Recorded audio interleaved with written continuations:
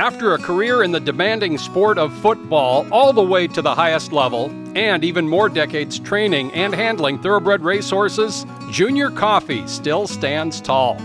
During his Husky football days, Coffey led the conference in rushing, went to the Rose Bowl, played two ways, encountered racial issues, accomplishments, and events enough to be included in a recent book, How Seattle Became a Big League Sports Town. The book's author, Dan Rayleigh, lived near Husky Stadium and later became a well-known sports writer for the Seattle PI. Well, when I grew up, Junior Coffey was folklore. He had this great name, and he was this huge, giant running back, and all the kids idolized him and wanted to be like him and run like him. Even Terry Metcalf, who became an NFL star as well, said he grew up wanting to be a Junior Coffey.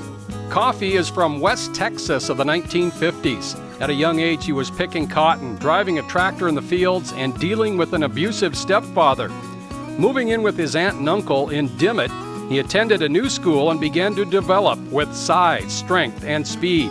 I worked in the fields, so I was like working out with weights every day from all summer long, bucking hay, throwing the hay on the trailer with the trailer in second gear, and run and stack it and then run to the next pile. So really I was doing pretty strenuous work for just a kid. I guess I had a weight program, working out every day, 6 days a week. We'd have Sunday off, and that's the way I developed very quickly. When desegregation hit West Texas, Coffey was one of the first African Americans to attend a previously all-white school. Other customs of the region were slower to change. We had to shop into the small town that was there. We had to go buy groceries and be out of the white area by 6 o'clock. And so we, not only myself and my family, but the other black families that lived there, we all did that. We worked in the fields, and we also, picked a lot of cotton. One Dimmitt classmate saw the potential. A person by the name of Kent Hance, who volunteered his knowledge with me and became a real good friend, and he's a friend to this day. Coffey became a great high school athlete, basketball included.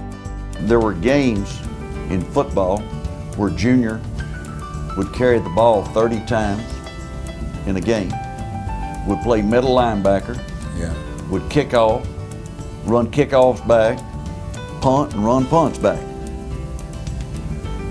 He did everything but sell popcorn. And you sold the popcorn? I sold the popcorn. I was a great salesman. Hance went on to become a U.S. congressman and a chancellor at Texas Tech. Racing Hall of Fame trainer Carl Nafsker was a West Texas contemporary of Coffey's, attending rival Olton High School. He'll never forget one legendary TD run. Junior was an outstanding running back for the Dimmitt.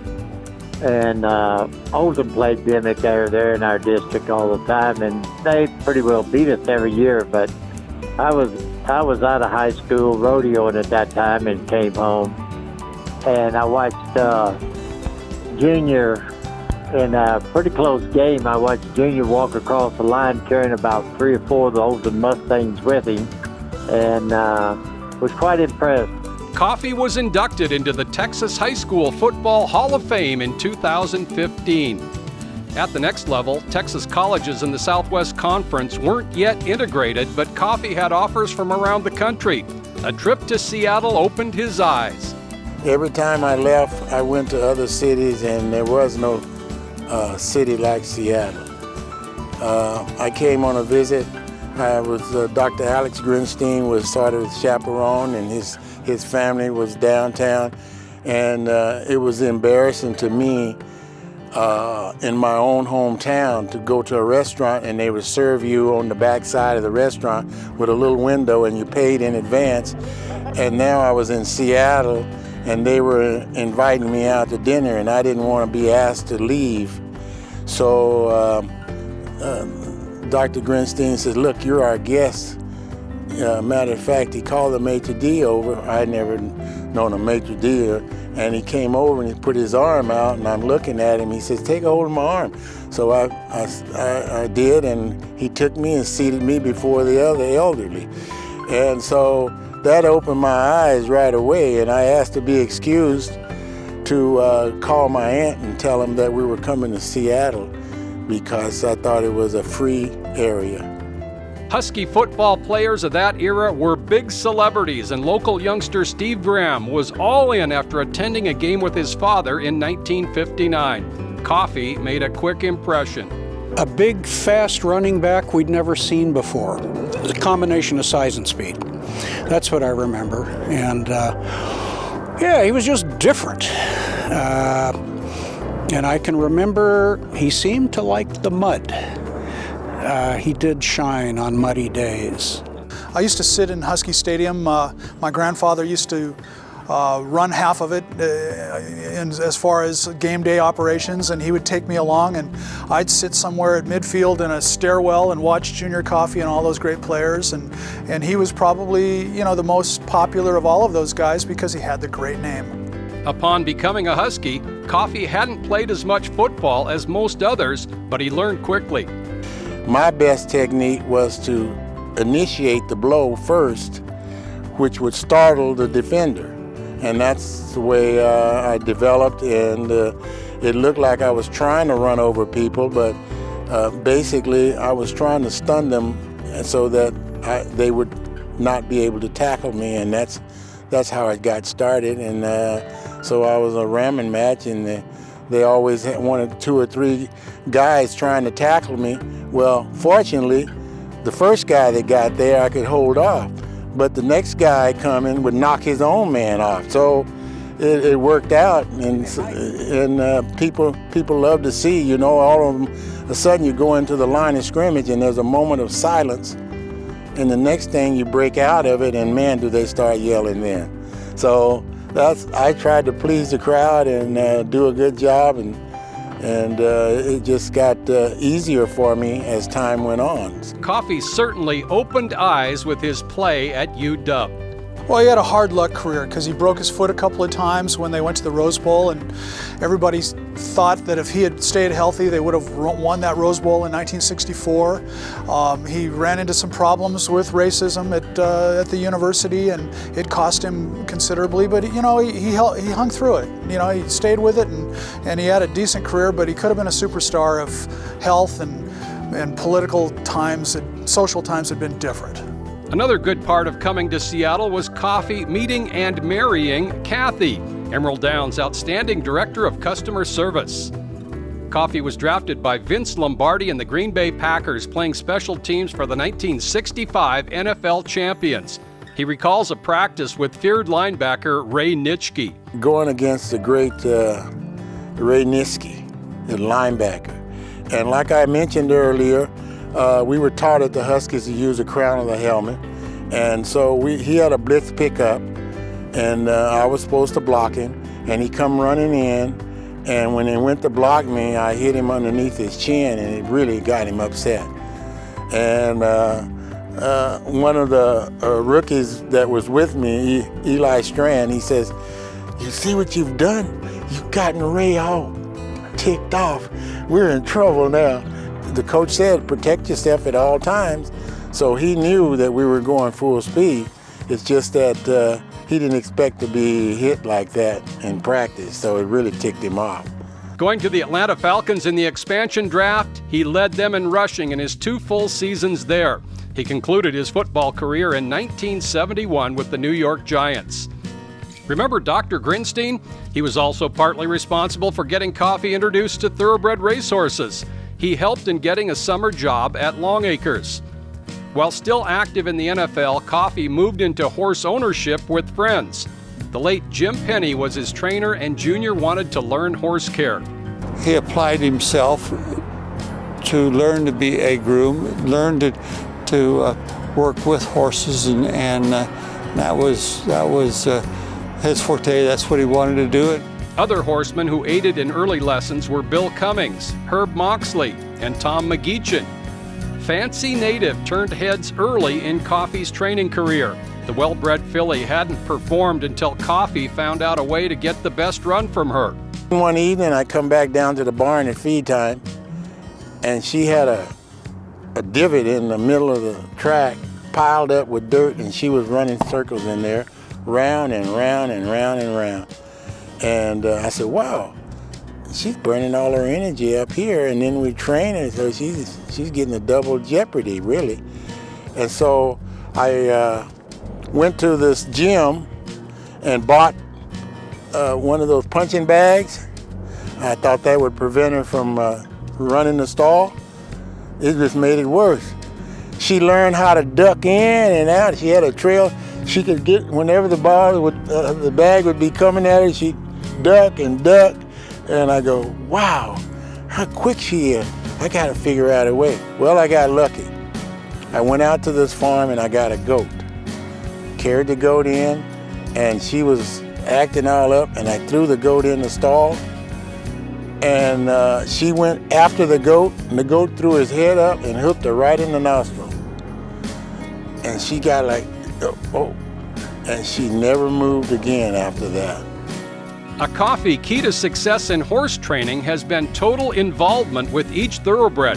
He knew as an athlete that both physical training and positive mental frame play a part in results. Respected horseman Greg Gilchrist got to know Coffey in Northern California. Junior and I had a lot of conversations, and, you know, he would relate a lot of his football training and even the injuries and things like that, and carry that over into horse racing. And I think there are a lot of parallels in those kind of things.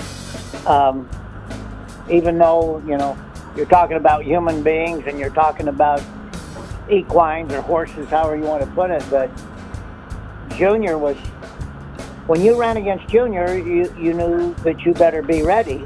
Toss the Dices was a top Northwest 3-year-old of 1974, owned by some of his first clients, Ron and Dave Yoshino and company. Coffey trained Missing Flyer up to a race at Bay Meadows in 1978. He made enough money to purchase a new Lincoln Continental, a car he still owns to this day. Perry and Beatrice Levinson enjoyed success for decades with Coffey at the helm. He also helped start riding great Vicky Aragon. Her first win was aboard Sir Jeppy in 1985. Coffey's keen eye picked out claimer Cruisin' Tusu for owner Jeff Wilson, and that filly immediately went on a 6-race winning streak. She won handicaps at Long Acres and in Canada and California. Jack and Ivor Jones' Runaway Stevie was easily the state's top juvenile filly of 1991. Runaway Stevie has done just that. She is out there by about 8 lengths. Ladies, excuse me, in second, Lexington Lear and Alpine Queen. It is Runaway Stevie. Oh, she is gone. It's Runaway Stevie. She was a top mare over 6 seasons of racing, retiring at number 2 all-time among Washington-bred filly and mare earners. Jeff Sissel has been a constant client since the 1970s. Breeder owner Rick Pascoe had decades of success with Coffey from foundation mare Missabet. Pascoe got a great thrill watching John Paul's Bet win at Emerald Downs in 2015. John Paul's Bet on the outside, traveling beautifully though. We're down to Noble Nick and John Paul's Bet. Noble Nick is hanging on. John Paul's Bet trying to surge by. Noble Nick has a narrow lead. John Paul's Bet gets up to win it over Noble Nick. There's a good list of successful fillies that Coffey got 100% potential from, including Emerald Downs and Washington champion Fire Trail for breeder owner Charlie Dunn. What do you call it, lucky? Observant, observation, whatever, but you know, they changed because of certain things that we did differently than what they were accustomed to. Raise the Bluff won the Emerald Downs Derby for longtime client Ron Crockett and just missed in the Northwest Top Prize. And Raise the Bluff has gradually gone up, and on the rail, Gotta goes to the chance. The Great Face, Raise the Bluff, and back on the inside, Gotta goes to the chance. Raise the Bluff takes the lead in the Long Acres Mile with the Great Face fighting back. Stride to stride, the Great Face has won it. Wayne McDonnell, active for decades as a trainer and jockey agent, wanted to avoid races Coffey entered. You didn't want to pick an overnight up and see you're in with Junior. He was that kind of the 5 or 6 trainers there through the 70s, 80s, and 90s that, you know, you would have rather seen him not have a horse in your race. Coffey wasn't winning training titles because of his smaller stables. Not underrated to maybe his fellow trainers, we all had the utmost respect for everything that he could do. I mean, when you try to evaluate a trainer and you could mark every box for Junior. First-time starters, he was fabulous. Off the bench horses, layoff, hard to beat. You know, carrying a horse to stay sound and race, he was as good as it gets. Frank Lucarelli has been training and racing with Coffey for over 30 years, locally and in the Bay Area. He's got a lot of patience. Everybody in the racing game knows that when he brings a horse over, that they're pretty much ready to perform. He won't run one just to run one. And over the years, I've watched him for 35, 40 years, and you know when he's got a horse in that you better pay attention, because he does a great job and he won't lead one over until they're ready to go.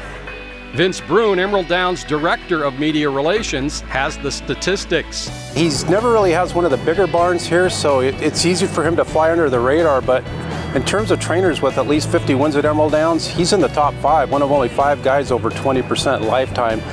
And another particular trait of Junior's, he's really good off a layoff of getting a horse to come back and fire a big shot, and it's often with the same horse too, I've noticed. I talked to people about him, and I got really a great report on him. They say he's just one man that's a little above everybody else in integrity and just a good person. So that means more than his football career or anything else. You know, I think the biggest compliment that I could give Junior or anybody is that I don't think I ever heard anybody say a bad word about Junior Coffey, whether it be horse training in his personal life or anything else. So, you know, when you can get through your life like that, and especially life around the racetrack, without anybody bringing you down, that's a pretty good compliment right there.